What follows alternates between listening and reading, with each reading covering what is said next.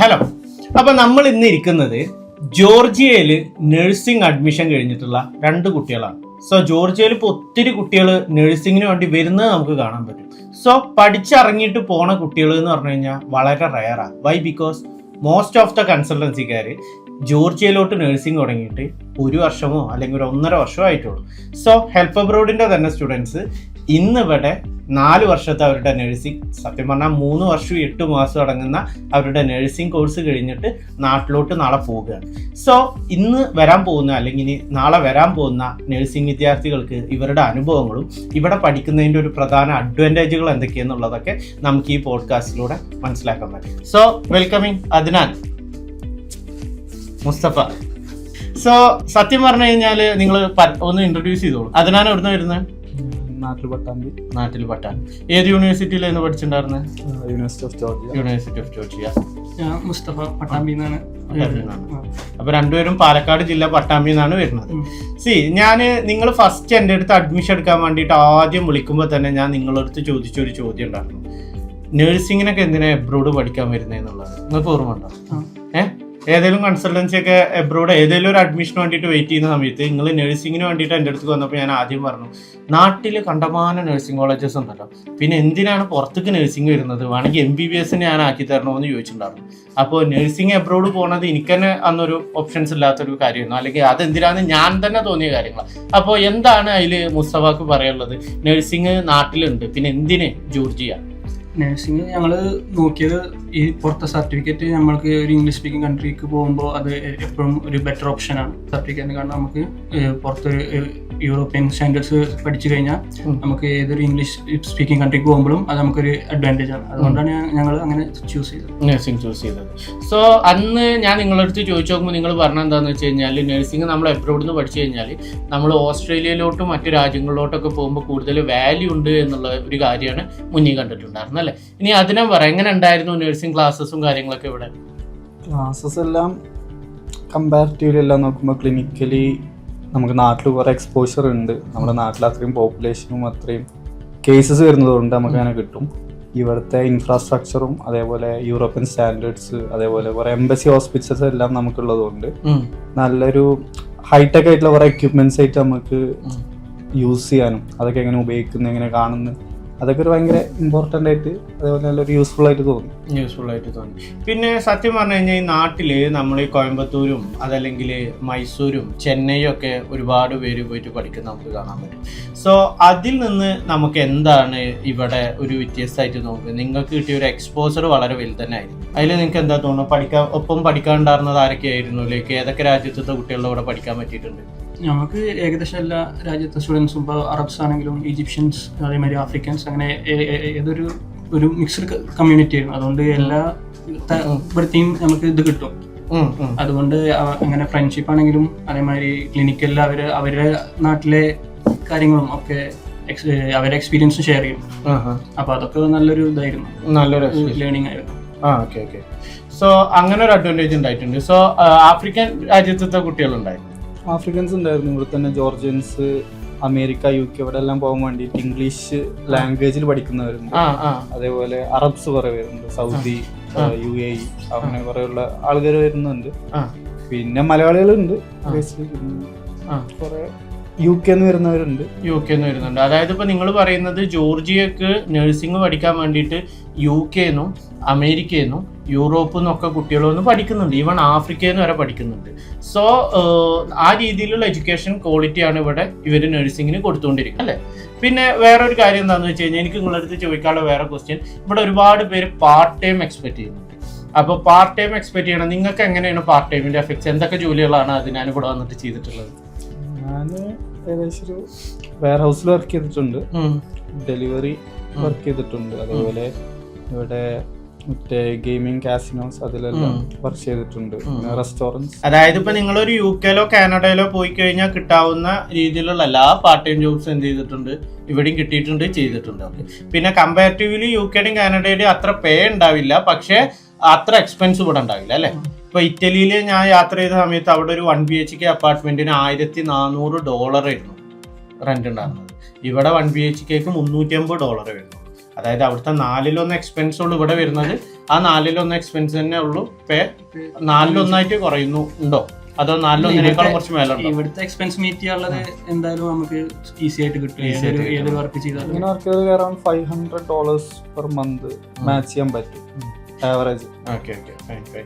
ഇനി വേറൊരു കാര്യം കൂടി എന്താന്ന് പറഞ്ഞു കഴിഞ്ഞാൽ, ഇപ്പൊ ഈ നാട്ടില് പല കുട്ടികളും പഠിക്കുമ്പോഴോ അതായത് ഇപ്പൊ ഈ കോയമ്പത്തൂരോ അല്ലെങ്കിൽ തമിഴ്നാടോ അല്ലെങ്കിൽ മൈസൂരോ ആന്ധ്രാപ്രദേശൊക്കെ കുട്ടികൾ നഴ്സിംഗ് പഠിച്ചു വരുമ്പോൾ അവർക്ക് അവിടെ പാർട്ട് ടൈമിനുള്ള ഒരു ഓപ്പർച്യൂണിറ്റി സത്യം പറഞ്ഞാൽ ഇല്ല എന്ന് തന്നെ പറയേണ്ടി വരും അല്ലേ. പിന്നെ പോരാത്തതിന് അവരാ 4 years അല്ലെങ്കിൽ 3 years കഴിഞ്ഞ് കഴിഞ്ഞാൽ ആക്ച്വലി അവർ സ്ട്രഗിൾ ചെയ്യാണ്. ഇവിടെ എന്ന് പറയുമ്പോൾ നിങ്ങളെ സംബന്ധിച്ചിടത്തോളം പാർട്ട് ടൈം കൊണ്ട് ട്യൂഷൻ ഫീസിന്റെ ചില കുട്ടികൾക്ക് മൊത്തമായിട്ടോ അല്ലെങ്കിൽ ട്യൂഷൻ ഫീസിന്റെ പോർഷനോ അടച്ചു പോകാൻ പറ്റും, ചില പിന്നെ എൻ്റയർലി പാർട്ട് ടൈമിൽ കൂടെ എടുത്തുകൊണ്ടാകാൻ പറ്റും. അപ്പൊ നിങ്ങൾക്ക് ഇവിടുന്ന് കിട്ടിയിട്ടുള്ള ഒരു ഇന്റർനാഷണൽ എക്സ്പോസർ എന്ന് പറയുന്ന കാര്യത്തിനെ കുറിച്ചിട്ട് എന്താ തോന്നിയിട്ടുള്ളത്?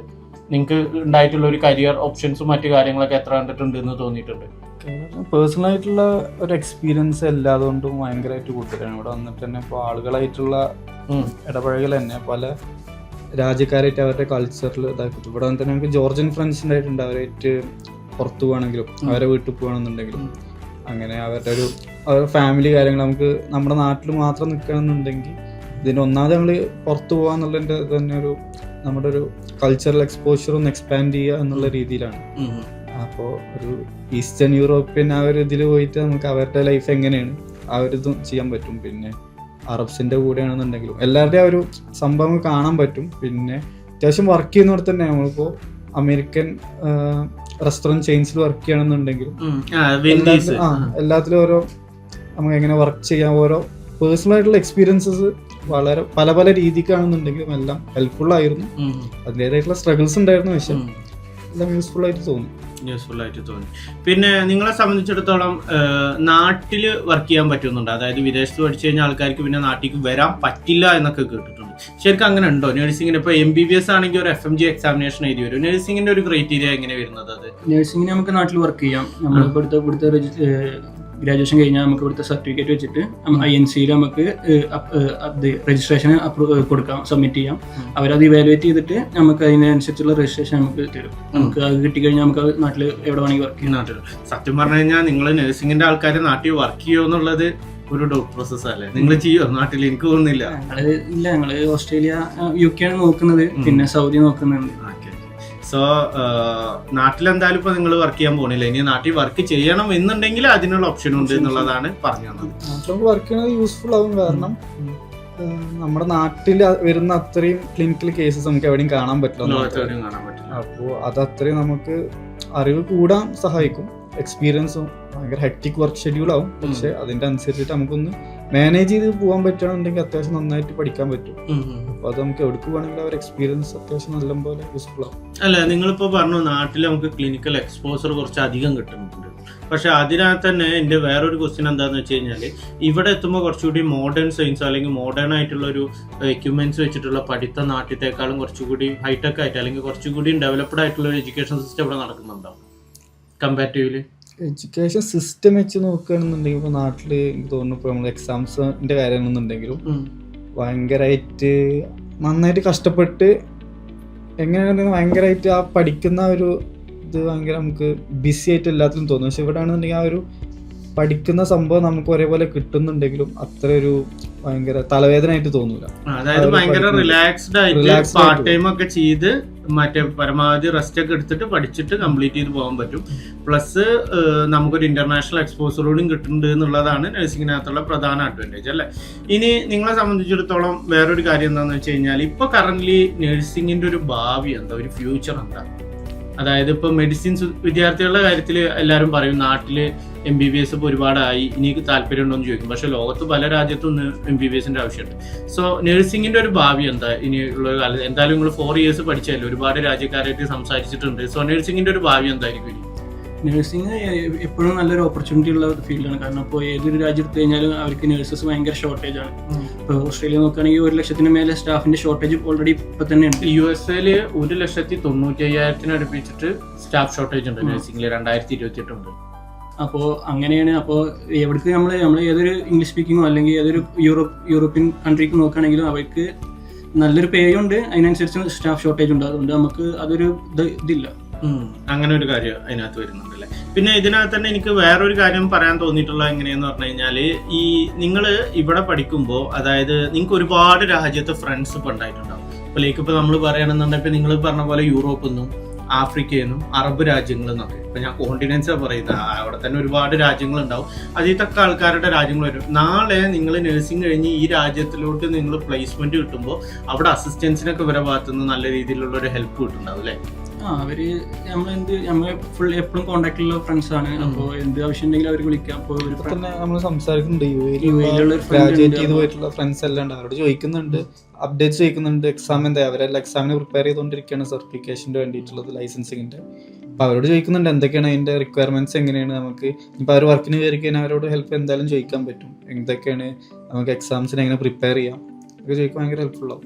ഇനിയുള്ള കാലങ്ങളിൽ എനിക്ക് തോന്നിയിട്ടുണ്ട് നമ്മളെ സർട്ടിഫിക്കറ്റിനേക്കാളും നമ്മൾ പഠിക്കുന്ന യൂണിവേഴ്സിറ്റിനേക്കാളും ഇമ്പോർട്ടൻസ് നമുക്ക് കിട്ടുന്ന ഇന്റർനാഷണൽ എക്സ്പോസർ ആയിരിക്കും എന്ന് തോന്നിയിട്ടുണ്ട്. ഇപ്പോൾ ലൈക്ക് നമുക്ക് ഉണ്ടാകുന്ന കമ്മ്യൂണിക്കേഷൻസ് നമുക്ക് എവിടെ പോയിട്ട് സെറ്റ് ചെയ്യാൻ പറ്റും. ഇപ്പോൾ എൻ്റെ ഉപ്പൊക്കെ എപ്പോഴും എൻ്റെ അടുത്ത് പറയായിരുന്നു, നമ്മൾ കേരളത്തിൽ പഠിച്ചു കഴിഞ്ഞാൽ കണ്ണൂർ ജില്ലക്കാരനും ട്രിവാൻഡ്രം ജില്ലക്കാരനും കൊല്ലം ജില്ലക്കാരനും നമ്മളുടെ ഫ്രണ്ട്സ്. നമ്മൾ ഡൽഹിയിൽ പഠിച്ചു കഴിഞ്ഞാൽ ഗുജറാത്തീസും കേരളത്തിൽ തമിഴ്നാടും ബീഹാറും മിസോറാമും ഇവരാവും നമ്മുടെ ഫ്രണ്ട്സ്. അതേപോലെ അതായത് ഇത്രയും സംസ്ഥാനത്ത് ആക്സസ് കിട്ടും. നമ്മൾ ഇന്റർനാഷണലി പഠിച്ചു കഴിഞ്ഞാൽ ലോകത്തുള്ള 180 200 രാജ്യങ്ങളിൽ നിന്ന് മിനിമം ഒരു 10 100 അല്ലെങ്കിൽ 10 80 10 30 രാജ്യങ്ങളിലുള്ള ആൾക്കാരായിട്ട് നമുക്കൊരു ക്ലോസ് റിലേഷൻ വരും. അപ്പോൾ നമുക്ക് അത്രയും രാജ്യത്തോട്ട് നമ്മളെ എക്സ്പാൻഷൻ ഉണ്ടാവുക എന്നുള്ളത് വലിയൊരു സംഗതിയാണ് ജോർജിയയുടെ കേസിൽ. ഞങ്ങളപ്പം പഠിച്ച ഫ്രണ്ട്സ് ഞങ്ങൾ മുമ്പ് ഗ്രാജുവേറ്റ് ചെയ്തതാണ്. അവരെന്നെ ഇപ്പോൾ അയർലൻഡിൽ വർക്ക് ചെയ്യാൻ തുടങ്ങിയിട്ടുള്ളവരുണ്ട്, USA ഇപ്പോൾ ഒരാൾ വർക്ക് ചെയ്യാൻ തുടങ്ങി, അതുപോലെ ജർമ്മനിയിലും വർക്ക് ചെയ്യാൻ തുടങ്ങി. അപ്പോൾ ഇവരോടൊക്കെ ചോദിക്കുന്നുണ്ട് നിങ്ങളെങ്ങനെ കയറി, എങ്ങനെയൊക്കെയാണ് ഇതിൻ്റെ ലൈസൻസിങ് പ്രൊസീജിയേഴ്സ്. അപ്പോൾ അവരെല്ലാം ഭയങ്കര ഹെൽപ്ഫുള്ളാണ്, നമുക്ക് എല്ലാ കാര്യങ്ങളും പറഞ്ഞു തരുന്നുണ്ട്. അവരും നമ്മൾ പറ്റുകയാണെന്നുണ്ടെങ്കിൽ വരികയാണെന്നുണ്ടെങ്കിൽ കാണാം. അങ്ങനെ ഹെൽപ്ഫുൾ. നിങ്ങൾ USAന്റെ ഒരു എക്സാം ഉണ്ടല്ലോ, എൻക്ലെക്സ് എന്ന് പറഞ്ഞൊരു എക്സാം. അതായത് നിങ്ങൾ ഇവിടുന്ന് കഴിഞ്ഞിട്ട് നേരെ എൻക്ലെക്സ് എഴുതിയിട്ട് 1 year ഇന്റേൺഷിപ്പ് ചെയ്തിട്ട് കയറേണ്ട സാധനമാണ്. അപ്പൊ എൻക്ലെക്സ് എക്സാമിനെ കുറിച്ചിട്ട് കേട്ടിട്ടുണ്ടോ നിങ്ങൾ? അതിന്റെ സാധ്യതയാണോ അതോ ഓസ്ട്രേലിയ ആണോ കുറച്ചുകൂടി ബെറ്റർ ആയിട്ട് നിങ്ങൾക്ക് തോന്നുന്നു? ഇപ്പോൾ ഞങ്ങൾ അതിനെ കുറിച്ച് നോക്കിയിട്ടുണ്ട്. പക്ഷെ ഞങ്ങൾ ഒന്നുകൂടിയും ഓസ്ട്രേലിയ അല്ലെങ്കിൽ UK പോലെ കുറച്ചുകൂടി നമുക്കൂടിയും സേഫ് ആയിട്ട് തോന്നുന്ന ഒരു സ്ഥലത്തേക്ക് പോകാന്നുള്ള പ്ലാനിലാണ്. അപ്പൊ എങ്ങനെയുണ്ട് ഇവിടുത്തെ ഒരു ലിവിങ് സ്റ്റൈലും എക്സ്പെൻസസും ഒക്കെ എങ്ങനെയാണ് ഇവിടെ ഉള്ളത്? അതിനാ പറ. ലിവിങ് സ്റ്റൈല് മാനേജ് ചെയ്യാൻ പറ്റുന്നതാണ്. നമുക്ക് ഏകദേശം വർക്ക് ക്ലാസ് എല്ലാം തുടങ്ങി കഴിഞ്ഞ് കഴിഞ്ഞാൽ ക്ലിനിക്കൽസും കൂടി ഉണ്ടെന്നുണ്ടെങ്കിൽ വർക്ക് അത്യാവശ്യം കഷ്ടപ്പാടാകും. പക്ഷെ എന്നാലും വീക്കെൻഡ്സ് അങ്ങനെ എല്ലാം വെച്ചിട്ട് നമുക്ക് മാനേജ് ചെയ്യാൻ പറ്റുകയാണെന്നുണ്ടെങ്കിൽ എന്തായാലും നമുക്ക് കൊണ്ടുപോകാൻ പറ്റുന്ന ഒരു എക്സ്പെൻസ് തന്നെ ഉള്ളൂ. പിന്നെ ഓരോരുത്തരുടെ എന്തായാലും ഇൻഡിവിജ്വൽ ലൈഫ് എങ്ങനെയാണ് കൊണ്ടുപോകുന്നത് അതനുസരിച്ചിരിക്കും നമ്മളുടെ എക്സ്പെൻസ് എന്തായാലും ക്ലിയർ ആയിട്ട്. ഫുഡ് നമ്മൾ സ്വന്തമായിട്ട് ഉണ്ടാക്കുക അല്ലെങ്കിൽ മെസ്സ് അങ്ങനെ പോകണമെങ്കിൽ നമുക്ക് എന്തായാലും നല്ലപോലെ മാനേജ് ചെയ്യാൻ പറ്റുന്നു. അതിന് സ്റ്റുഡൻസ് ഇന്റർനാഷണൽ വിദേശത്ത് പഠിക്കുന്ന എല്ലാ കുട്ടികളും ഒരു 1-2 മാസം കഴിഞ്ഞാൽ സ്വന്തമായിട്ട് കുക്കിംഗ് കൊടുക്കും. സത്യം പറഞ്ഞാൽ അത് അങ്ങനെ തന്നെ ആവണം. കാരണം 4 വർഷം അല്ലെങ്കിൽ 6 വർഷം MBBS പഠിക്കണം, അല്ലെങ്കിൽ 4 വർഷം നഴ്സിംഗ് കാലാവധി മൊത്തം ഒന്നും ആയിരിക്കും എന്ത് ചെയ്യാൻ പറ്റില്ല, മെസ്സ് എടുക്കൽ നടക്കില്ല. അപ്പൊ സ്വന്തമായിട്ട് കുക്ക് ചെയ്യാൻ വേണം. സോ അതൊക്കെ ചെയ്യുമ്പോൾ എക്സ്പെൻസ് കുറവാണ്. അതായത് ഒരു 15,000 20,000 ഇടയിൽ നിങ്ങളുടെ എക്സ്പെൻസസ് നിൽക്കുന്നുണ്ടായിരിക്കണം, അക്കോമഡേഷനും ഫുഡും അടക്കം അല്ലേ? അതിലും കുറവിൽ നിൽക്കാൻ പറ്റുന്നുണ്ട്. ഓക്കെ.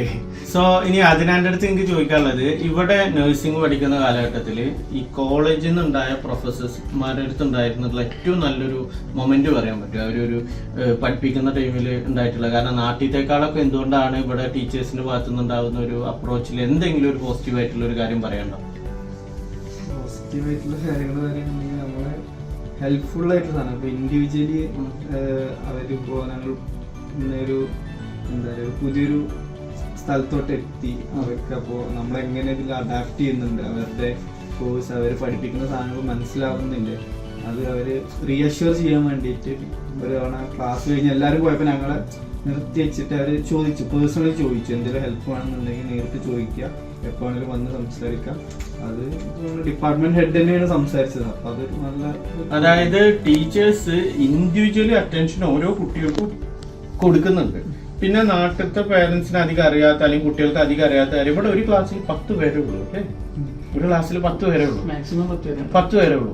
അപ്പോൾ അതായത് നമ്മളെ നാട്ടിൽ ഒരു ക്ലാസ്സിൽ 50 പേര് 60 പേര് ഇരിക്കണതിന്റെ പേര് ഒരു ക്ലാസ്സിൽ 10 പേരേ ഉള്ളൂ. ആ ഒരു സ്റ്റാൻഡേർഡ് ഇവർ LKG മുതൽ +2 വരെയുള്ള എല്ലാത്തിലും 10 പേരുള്ളൂ. ഏത് കോഴ്സ് ആണെങ്കിലും 10 പേരുള്ളൂ. ഒരു ടീച്ചർ 10 പേര്. അപ്പൊ നമ്മളെ നാട്ടില് കുട്ടികൾക്ക് മനസ്സിലാക്കാഞ്ഞിട്ട് ട്യൂഷനിൽ പറഞ്ഞേക്കും, ആ ട്യൂഷനിൽ 10 പേരുണ്ടാവും. സോ ഇവിടെ ഒരു ഇൻസ്റ്റിറ്റ്യൂട്ട് തന്നെ ഏത് കോഴ്സ് ആണെങ്കിലും, മെഡിസിൻ ആയിക്കോട്ടെ, നഴ്സിംഗ് ആയിക്കോട്ടെ, എഞ്ചിനീയറിംഗ് ആയിക്കോട്ടെ, ഒക്കെ ഇവരുടെ സ്റ്റാൻഡേർഡ് പ്രകാരം 10 പേരുള്ളൂ. സോ ഫസ്റ്റത്തെ ഒരു ക്ലാസ് ആണ് കഴിയുമ്പോൾ തന്നെ ഓരോ കുട്ടികൾക്ക് എങ്ങനെ പറഞ്ഞു കൊടുത്താലാ മനസ്സിലാവുക എന്നുള്ള ഒരു മീറ്റർ സാറിന് മനസ്സിലാവും അല്ലേ?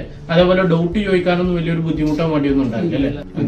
ഇനിയിപ്പോ നാട്ടിൽ ചെന്ന് കഴിഞ്ഞാൽ അവിടെ പറഞ്ഞു പിറ്റേ ദിവസം വൈകുന്നേരം ആവുന്നതിന്റെ മുമ്പ് തന്നെ റെഡിയാക്കി തോന്നുന്നു. നമ്മളൊക്കെ നാട്ടിലെ യൂണിവേഴ്സിറ്റിയിൽ നിന്ന് ഒരു പേപ്പർ കിട്ടി വരാൻ മിനിമം 2, 3, 4 മാസം പോകുന്നു അല്ലേ? പിന്നെ എനിക്ക് എപ്പോഴും തോന്നിയിട്ടുള്ള എന്താണെന്ന് വെച്ച് കഴിഞ്ഞാൽ നഴ്സിംഗ് നാട്ടിൽ എന്തായാലും ആൾക്കാർ വർക്ക് ചെയ്യാൻ പോണില്ല.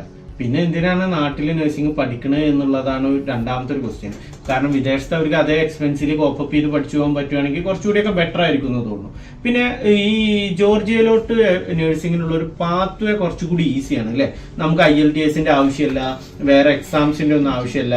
നമ്മൾ പ്രോസസ്സ് തുടങ്ങി കഴിഞ്ഞാൽ ഒരു 1 to 3 മന്ത്സിനുള്ളിലോ അല്ലെങ്കിൽ 1 to 2 മന്ത്സിനുള്ളിലോ ജോർജിയയിലോട്ട് എത്താനും ക്ലാസ് തുടങ്ങാനും ഉള്ള ഒരു ഈസിനെസ് വരുന്നുണ്ട്. പിന്നെ വിസ റിജക്ഷൻ എന്ന് പറഞ്ഞു കഴിഞ്ഞാൽ 0 ആണ് അല്ലേ? സോ അതിൻ്റെതായിട്ടുള്ള ഒരു അഡ്വാൻറ്റേജസും നിങ്ങൾക്ക് കുറച്ചുകൂടി ഈസി ആയിരിക്കും കുട്ടികൾക്ക് പ്ലേസ്മെന്റ് ആവാൻ അല്ലേ? സോ അങ്ങനെയൊക്കെ. ഇനി ജോർജിയനെ കുറിച്ചിട്ട് എന്താ പറയുള്ളത്? ജോർജിയയിൽ നിങ്ങളെ ക്യാമ്പസ് ലൈഫ് എങ്ങനെ ഉണ്ടായിരുന്നു? ഇപ്പോൾ അങ്ങനെയുള്ള കുട്ടികൾ നോക്കുന്നവരെ സംബന്ധിച്ചിടത്തോളം അതെങ്ങനെ ഉണ്ടായിരുന്നു നിങ്ങൾക്ക്? ക്യാമ്പസ് ലൈഫും മറ്റു കാര്യങ്ങളൊക്കെ. ക്യാമ്പസ് ലൈഫ് ഇപ്പോൾ ഞങ്ങളുടെ യൂണിവേഴ്സിറ്റി ഏകദേശം അത്യാവശ്യം കുറെ ഇന്ത്യൻസ് മലയാളീസ് ഭയങ്കരമായിട്ടുള്ള പഠിക്കുന്നത്. അപ്പോൾ ക്ലാസ്സിലാണെങ്കിലും നമുക്ക് അത് കാണാൻ പറ്റും. പിന്നെ ക്യാമ്പസിൽ ഇറങ്ങി കഴിഞ്ഞിട്ടാണെങ്കിലും അത്യാവശ്യം പോകുന്ന എല്ലാ ക്ലാസ്സിന് എല്ലാവർക്കും ബ്രേക്കൊക്കെ ഏകദേശം ഒരേ ടൈമിൽ തന്നെ വരുമ്പോൾ അവരായിട്ട് സംസാരിക്കുന്ന കുറെ ഫ്രണ്ട്സ് അങ്ങനെ കിട്ടിയിട്ടുണ്ട്. പിന്നെ നമ്മുടെ യൂണിവേഴ്സിറ്റിയിൽ തന്നെ കൾച്ചറൽ ഗ്രൂപ്പ്സ് കുറെ ഉള്ളതുകൊണ്ട് അവർ തന്നെ കുറെ പ്രോഗ്രാംസ്, ഫുഡ് ഫെസ്റ്റ് നടന്നിട്ടുണ്ട്, ട്രിപ്സ് അങ്ങനെ എല്ലാവരും പോയിട്ട് റാൻഡായിട്ടുള്ള ആൾക്കാരായിട്ട് അങ്ങനെ പോവുക, അത് കിട്ടിയിട്ടുണ്ട്. അതേപോലെ ഫ്രഷേഴ്സ് പാർട്ടി ആണെന്നുണ്ടെങ്കിൽ അങ്ങനെ എല്ലാ ഓരോ പാർട്ടീസ് വരും. ഭയങ്കര ഇപ്പോൾ നമ്മുടെ യൂണിവേഴ്സിറ്റിയിലായിട്ട് തന്നെ യുണീക്കായിട്ട് വരുന്ന ഒരു സാധനം എന്താണെന്ന് വെച്ചാൽ അതൊക്കെ ആ ഒരു ഫ്രണ്ട് സൈഡിലത്തെ ഒരു ഇതില് ഇടയ്ക്ക് മൂവി നൈറ്റ്സ് വെക്കാറുണ്ട് പ്രൊജക്ടറിൽ. അങ്ങനെയാണെന്നുണ്ടെങ്കിൽ ആ യൂണിവേഴ്സിറ്റിയിൽ ഉള്ള എല്ലാവർക്കും വന്നിട്ട് അത് കാണാൻ പറ്റും. ഫ്രീ ഓഫ് കോസ്റ്റ് ആണ്. പിന്നെ ഇടയ്ക്കിടയ്ക്ക് ഓരോ എനിക്ക് മനസ്സിലായത് ഇന്റർനാഷണൽ ആയിട്ട് ഒരുപാട് രാജ്യങ്ങളിലുള്ള കുട്ടികളുള്ളതുകൊണ്ട് ആഫ്രിക്കൻസിന് അവരുടെ പ്രോഗ്രാം, അറബ്സിന്റെ പ്രോഗ്രാം, ഇന്ത്യൻസിന്റെ പ്രോഗ്രാം, യൂറോപ്യൻസിന് അവരുടെ പ്രോഗ്രാം. സോ എപ്പോഴും കോളേജിൽ ഓരോ പരിപാടികളൊക്കെ ആയിട്ട് കളർഫുൾ ആണ് ലൈഫ് അല്ലേ ഫോളോ ചെയ്യുന്നത്. അപ്പൊ അങ്ങനെയൊക്കെയാണ്. ഇനി അടുത്തൊരു ക്വസ്റ്റ്യൻ എന്താന്ന് വെച്ച് കഴിഞ്ഞാൽ ഈ പാർട്ട് ടൈമിനൊക്കെ പോകുമ്പോൾ അവൈലബിലിറ്റി ഈസിയാണോ കിട്ടാൻ? അത് ഒരുപാട് ബുദ്ധിമുട്ടുണ്ടോ പാർട്ട് ടൈം ഒക്കെ അവൈലബിൾ ആയി കിട്ടാൻ? പാർട്ട് ടൈം ഇവിടെ മറ്റേ ടൈം ലിമിറ്റ് ഒന്നും ഇല്ലല്ലോ അല്ലെ? ടൈം ലിമിറ്റ് ഇല്ല, നമുക്ക് ഫുൾ ടൈം ആയിട്ട് വർക്ക് ചെയ്യാൻ പറ്റും. മറ്റേ സമ്മർ വെക്കേഷൻ അതിലെല്ലാം നിൽക്കണമെന്നുണ്ടെങ്കിൽ പിന്നെ ക്ലാസിന്റെ കാര്യം അനുസരിച്ചാണെങ്കിൽ ഷിഫ്റ്റ്സ് അവൈലബിൾ ആണ്. ഏകദേശം മോർണിംഗ്, ആഫ്റ്റർനൂൺ, നൈറ്റ് അങ്ങനെയാണ് ഷിഫ്റ്റ് കൊടുക്കുന്നത്. അപ്പോൾ അതിൽ നൈറ്റ് എടുക്കുകയാണെന്നുണ്ടെങ്കിൽ നമുക്ക് ക്ലാസ് ആയിട്ട് അങ്ങനെ കോപ്പി ചെയ്ത് പോകാൻ പറ്റുന്ന ഒരു ടൈം ആവും. പിന്നെ അവൈലബിലിറ്റി എന്തായാലും ഓരോ എന്തായാലും ആ ഒരു ഇൻസ്റ്റിറ്റ്യൂഷനിൽ എങ്ങനെയാണ് അതനുസരിച്ച് ആളുടെ അനുസരിച്ചാണ്. അപ്പോൾ ഞങ്ങൾ കയറുന്ന ടൈമിൽ എന്തായാലും സമ്മർ വെക്കേഷൻ ആയിരുന്ന ടൈമിൽ എല്ലാവരും നാട്ടിൽ പോയിരുന്നപ്പോൾ അത്യാവശ്യം നല്ലൊരു അവൈലബിലിറ്റി ഉണ്ടായിരുന്നു. പിന്നെ ഇവിടെ വർക്ക് ചെയ്തിട്ട് അതേപോലെ 2-3 വർഷമായിട്ടും ക്ലാസ്സും വർക്ക് ഒരുമിച്ച് കൊണ്ടുപോകുന്ന ആൾക്കാരറിയാം. അവർക്കൊന്നും വലിയ ഇഷ്യൂസ് വരുന്നില്ല. പിന്നെ എനിക്ക് വേറെ കാര്യം കൂടി തോന്നിയിട്ടുള്ള എന്താണെന്ന് വെച്ച് കഴിഞ്ഞാൽ സ്റ്റുഡൻസിന് അവരുടെ എന്തെങ്കിലും ബിസിനസ് സ്റ്റാർട്ടപ്പ് ചെയ്യാനുള്ള ഓപ്ഷൻസ് ഉണ്ട്. ഇപ്പൊ ലൈക്ക് ഇവിടെ വലിയൊരു ടൂറിസ്റ്റ് കൺട്രിയാണ്. അതായത് മിഡിൽ ഈസ്റ്റിൽ നിന്ന് അവർ എല്ലാവരും മസ്റ്റ് വിസിറ്റ് ചെയ്യുന്ന ഒരു സ്ഥലമാണ് ജോർജിയ. സോ പല ആൾക്കാരും എന്റർപ്രണർഷിപ്പിലോട്ടും തിരിഞ്ഞിട്ടുണ്ടാവും അല്ലേ? ഫ്രണ്ട്സ് തന്നെ ഇപ്പോൾ ട്രാവൽ കമ്പനീസ് ഒക്കെ തുടങ്ങിയിട്ടുണ്ട്, റെസ്റ്റോറൻറ്റ്സ് തുടങ്ങിയിട്ടുണ്ട്. അതിനൊക്കെ നല്ല ഓപ്പർച്യൂണിറ്റി ഉള്ള സ്ഥലമാണ്. അത് കണ്ടിട്ട് ചിലപ്പോൾ അവരുടെ പേരൻസ് ഇവിടെ വന്നിട്ട് ഇൻവെസ്റ്റ് ചെയ്യാനും നിൽക്കല് ഉണ്ട് എന്നുള്ളതാണ് വേറെ കാര്യങ്ങൾ. സോ എനിക്ക് തോന്നുന്നു ഈ ജോർജിയയുടെ ഒരു കൾച്ചറിൽ ഇവർ ഇത്രയും നമ്മളെ സ്നേഹിച്ച് നിൽക്കുന്നത് ഇവിടെ ഇനി എല്ലാ കോഴ്സിനും കുട്ടികൾ വന്നിട്ട് ഒരുപാട് പേരാക്കി ആയി കഴിഞ്ഞു കഴിഞ്ഞാൽ നമ്മളെ എല്ലാ രാജ്യക്കാരെ പോലെ വെറുത്ത് തുടങ്ങുന്നുണ്ട്. പക്ഷെ ഇപ്പോൾ എനിക്ക് തോന്നുന്നു മെഡിസിൻ കോഴ്സുകൾക്ക് മാത്രം, അത് മെഡിസിൻ കോഴ്സ് ഒരു നല്ലതായിട്ടല്ല ഞാൻ പറയണത്, ഏതെങ്കിലും ഒരു കോഴ്സിന് മാത്രം, മെഡിസിനും നഴ്സിങ്ങിനും മാത്രം കുട്ടികൾ വരുന്നതുകൊണ്ട് മറ്റു രാജ്യങ്ങളിലേക്ക് പോകുന്ന അത്ര ഒരു തള്ളിച്ചല്ലാത്ത കാരണം ഇവിടെ പാർട്ട് ടൈമും അവൈലബിൾ ആണ്. ജനങ്ങൾ നല്ല രീതിയിൽ പെരുമാറുന്നു അല്ലേ? അങ്ങനെ വേണം നമ്മൾ മനസ്സിലാക്കാൻ.